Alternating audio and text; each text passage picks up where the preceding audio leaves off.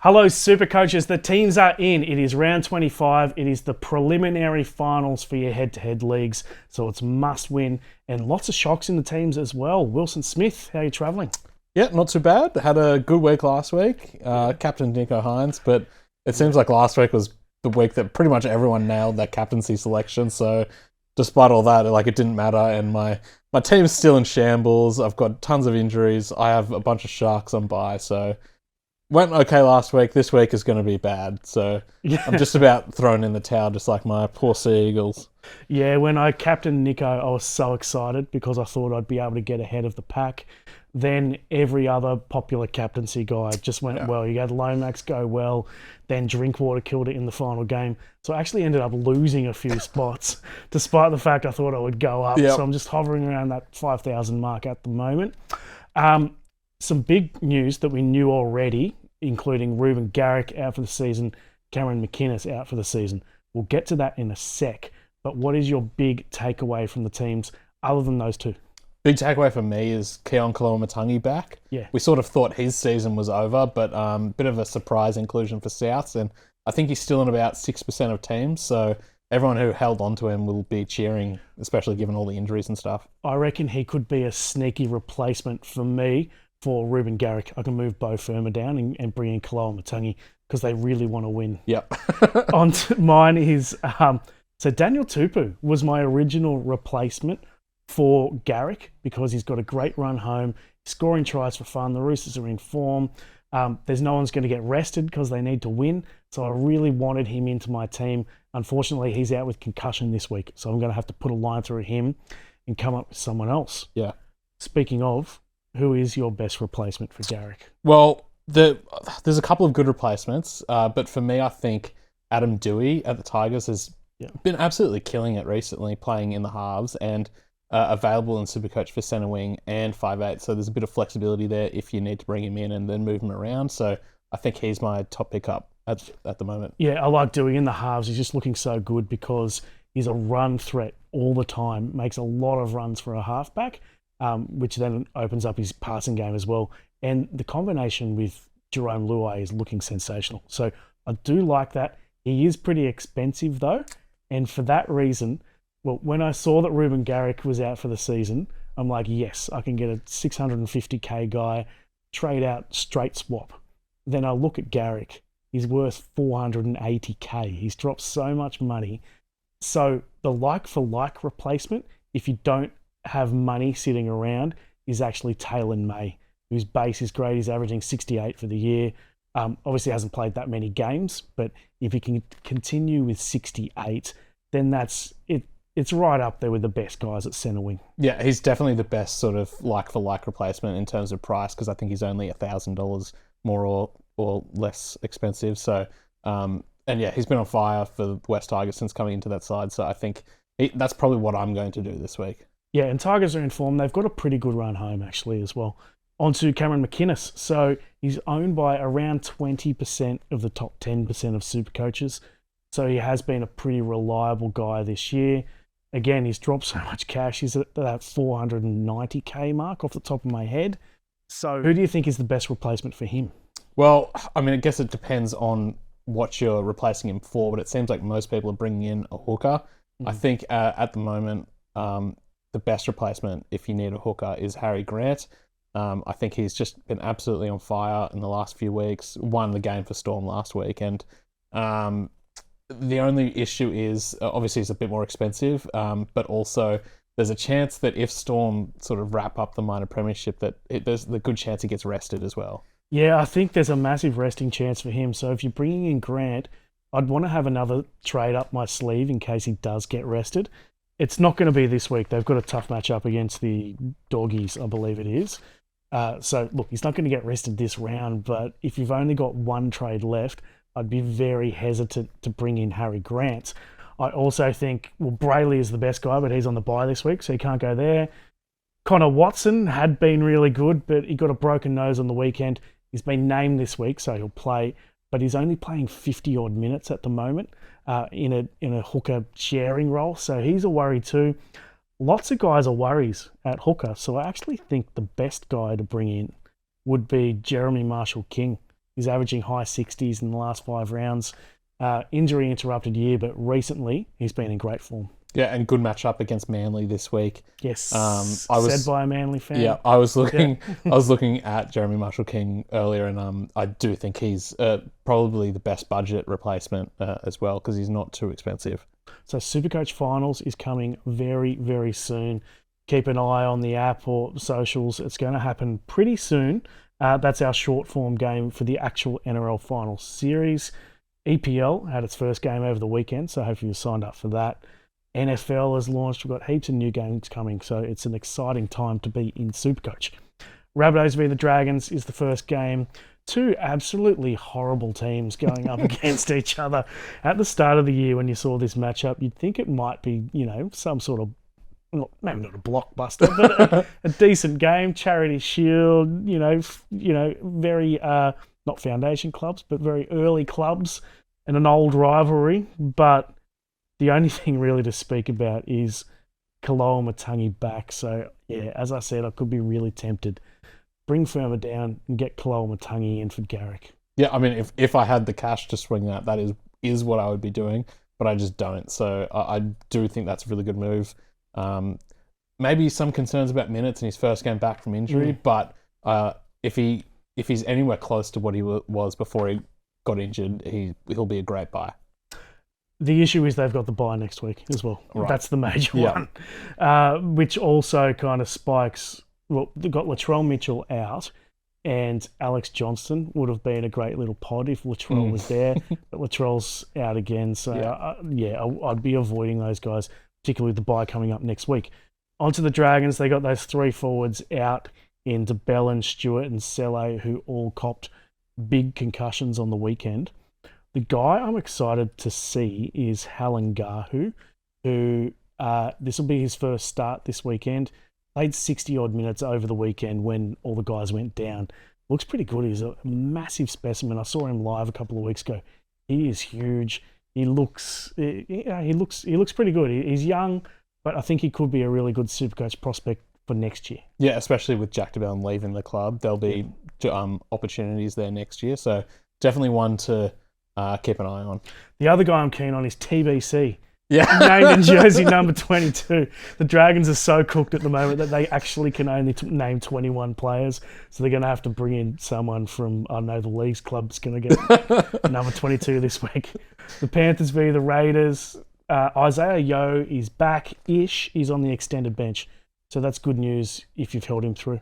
Yeah, I mean, missed the last 4 or 5 weeks, I think. And you'd think if he's named on the extended bench, I mean, obviously you'll have to check before 24 hours before kickoff, but I think there's probably a good chance he's back this week because they need this win to sort of secure their spot in the top 8. And it's a huge clash too, up against the Raiders. So 2 very strong teams. You got the team coming first in the competition versus the 4-time premiers. So they'll definitely want to win this one.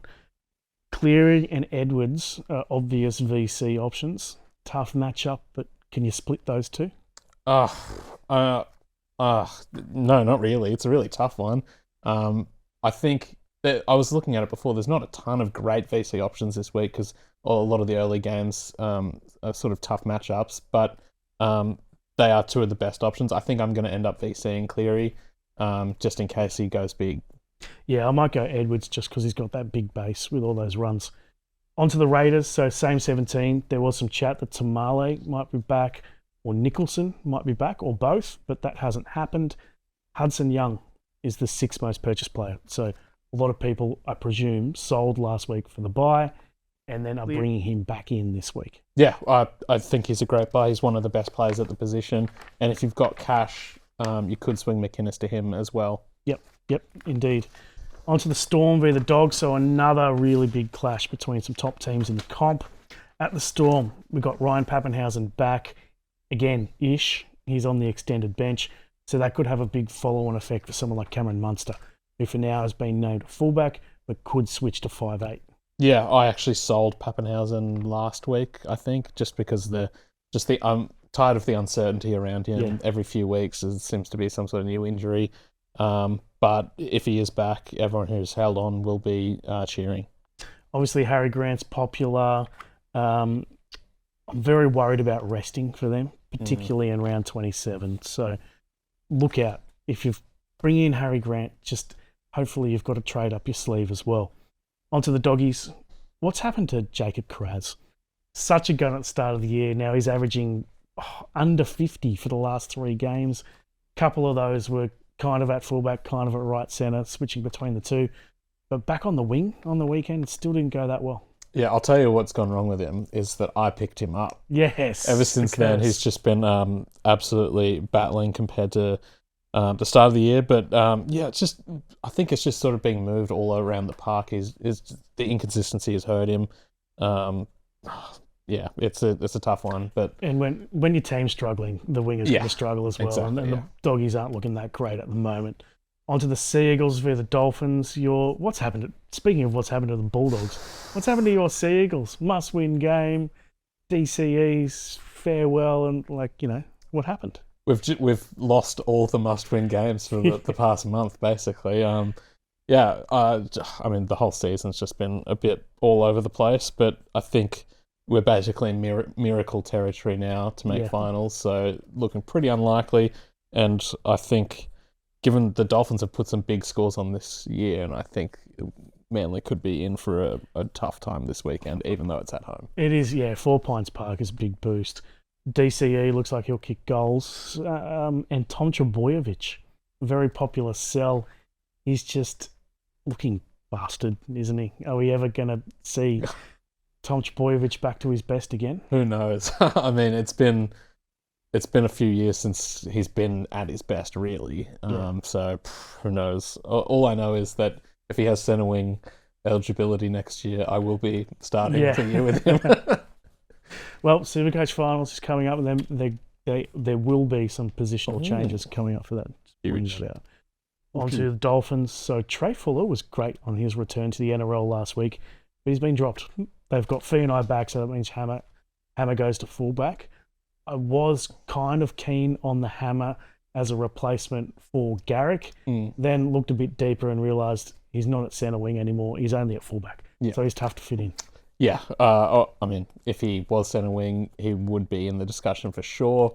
But yeah, it just doesn't work out that way. And Jeremy Marshall-King, I think, is the best replacement if you're looking for a hooker this week. Even Connor Watson to Jeremy Marshall-King could be good because Watson's battling a lot recently. Titans via the Wars. Bo Firma is back in the back row, which is great news for my team. He played centres over the weekend. Jaden Campbell is, he's up and down, but even in a bad game, he's still getting 50 points. Yeah, massive enigma, but I mean, compared to previous seasons, he's still more consistent this year. And yeah, he's all over the place, but when he's on, he's on. At the Warriors, they are a popular team right now because I think they actually have the best run home. Certainly on paper, they have the best run home of any team. The issue is that they don't quite have the personnel in that squad right now to really cash in with massive scores. And they just got home against the Dragons over the weekend and there was some controversy surrounding that win as well. Having said that, Roger Tuivasa-Sheck, he's got that good run home. He's got great base. He never goes massive, but he is a popular and I think a decent replacement for Reuben Garrick. Yeah, I mean, this is a matchup where he could potentially go pretty big, but like you said, the Warriors just have so many injuries at the moment that when they are winning, they're sort of only just winning. But, they've got a decent run, so they should still sort of be pushing for a top 4 spot. But this could be a game where potentially he goes quite big. Eels via the Roosters, so Iongi is at fullback again for the Eels. Lomax, I should have mentioned at the start of the show, if you don't own Zach Lomax, he is the best replacement for Reuben Garrick. Just lock that in. Don't even think about it at all. But he's a fair way down the list because he is already so popular. Yeah, and he is a bit more expensive as well. So obviously he is the best replacement for Garrick. But if you don't have him, you may have to go with one of the other guys we mentioned. But if you have the cash, just lock him in. On to the Roosters. They're in great form. Good run home. Look, it's not the best run home. They got the Eels, which is a good matchup. Storm, which is tough, and then the Rabbitohs, another good matchup. So it's a good run home on paper, but it's not the best. but then you factor in that they have to win every game. They need to make the 8. They're not going to rest players. I actually think the Roosters will score the most Supercoach points of any team in the run home.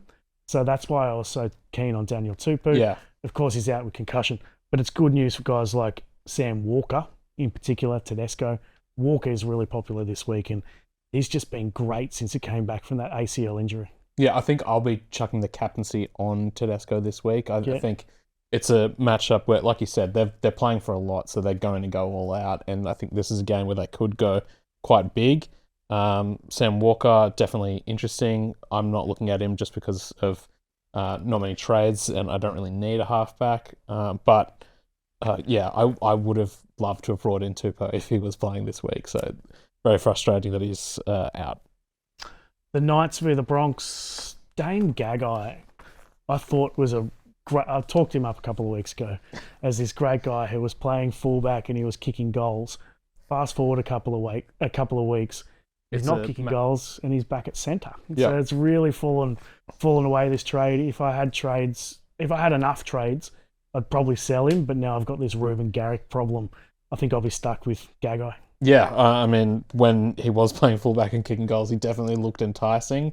I didn't bring him in, and obviously the Knights' attack has just been pretty struggling quite a bit this year, and moving back to centre, it's not really working out for him. So if you've got the sells, if you've got the trades, then I do think he's a sell, but otherwise, yeah, you might be stuck with him. Broncos, so Gajewski's out probably for the season with a collarbone injury. But the guy everyone is looking at is Reece Walsh, 4th most popular purchase. Good run home. So Knights, Cowboys, 2 very easy games. Then he finishes off with the Storm in the final round when the Storm probably have a whole bunch of players getting rested. So it's a good run home. His first game on the weekend without Mam, Adam Reynolds, etc., meant that he had to take over everything, did everything, and scored whatever it was, 150 odd points in the end. So it's tempting, but fullback only. I've already got 3 good fullbacks, so I don't know if I can do it personally, but I certainly, I'm probably not going to talk anyone out of it. Yeah, I won't be going with him just because of trades, and I don't really need a fullback. But I think Jet brought him in a few weeks ago. Yeah, he's and been crowing about it. Yeah, constantly on the text on Twitter, and it just doesn't stop. I thought when Reynolds and Mam went down hurt that it would impact him quite a bit, but he's, like you said, he's really stepped up instead, and I do think he is a good buy if you need a fullback. On to Tigers v Cowboys. So interesting clash because this could go absolutely gangbusters for either team, but it's at Leichhardt Oval, which I think is crucial. Cowboys are just so good at home, but when they travel, they really struggle. So I think Tigers could go well in this one, which means Adam Dewey is a really good replacement. I'm just loving what he's doing at halfback. Back-to-back tons there. He just looks good, and he looks quick as well. Like he's, I thought that he would have slowed down a lot after 3 ACL injuries. When he gets in the clear, he can motor. Yeah, and these two teams have had some pretty high-scoring games both ways in the last couple of years, so this could be a high-scoring game. And on Dewey, I do think he is, if you've got the cash, he's one of the best options to replace Garrick, and just absolutely on fire since switching to halfback, and I do think he's a good option. It's going to be another strange one for positioning next year because he's played lock, he's played centre. He's currently available at 5'8" for Supercoach. He's played halfback. So it's going to be a rough one. Cowboys, so Drinkwater. We spoke on the show last week. Mark Barnes was sitting there, and he actually said, I cannot hate the Drinkwater trade anymore. It's just a horrible trade because he had that great matchup coming up last weekend at home, final game of the round. He was a massive captaincy option. A lot of people did it. I think he ended up as the most popular captain of the week. So, first of all, we told you so. Yeah. Second of all, this is, on paper, looks like a good matchup, but the fact that it's at Leichhardt Oval on a Sunday arvo at Leichhardt, it does worry me a little bit because Drinkwater does not travel well.